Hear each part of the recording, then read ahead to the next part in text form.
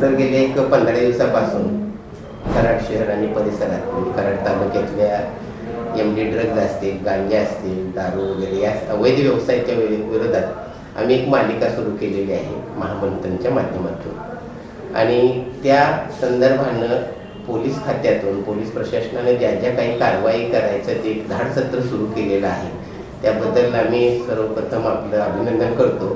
त्या अनुषंगाने आपल्याकडं आत्तापर्यंत ज्या काही कारवाई झालेल्या आहेत त्या कशा स्वरूपात झालेल्या आहेत आणि त्याचं कसं पुढे आपण अजून जे आता व्यसनाधीनतेकडे तरुण पिढी वळायला लागलेली आहे त्या संदर्भानं आपण कशा पद्धतीनं पाऊल उचलू शकतो। कराड शहरामध्ये छोट्या प्रमाणात गांजा विक्री होते किंवा MD ड्रग्ज येतं याच्याबद्दलच्या तक्रारी प्राप्त होत आहेत।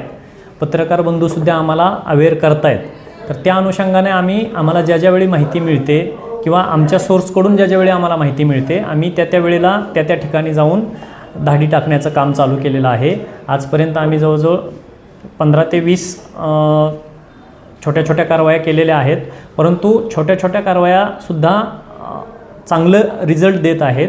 आता ज्या ठिकाणी असे अड्डे होते किंवा ज्या ठिकाणी ही मुलं कुठून तरी बाहेरून MD सारखा ड्रग किंवा गोळ्या बटन आणि गांजा घेऊन पीत बसत होते तिथंसुद्धा आम्ही धाडी टाकून त्या लोकांच्यावर कारवाया केलेल्या आहेत आणि हे धाडसत्र हे वरिष्ठांच्या मार्गदर्शनाप्रमाणे कायमस्वरूपी चालू राहणार आहे आणि कराड शहर हे कसं नशामुक्त होईल याच्यासाठी पोलीस दल हमेशा प्रयत्नशील राहणार आहे।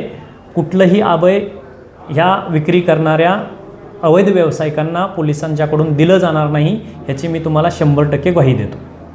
बऱ्याच वेळेला असं होतं की पोलीस खात्याच्या ह्या जुजबी कारवाई केली जातात असं जनतेतूनच एक आवाज येतो।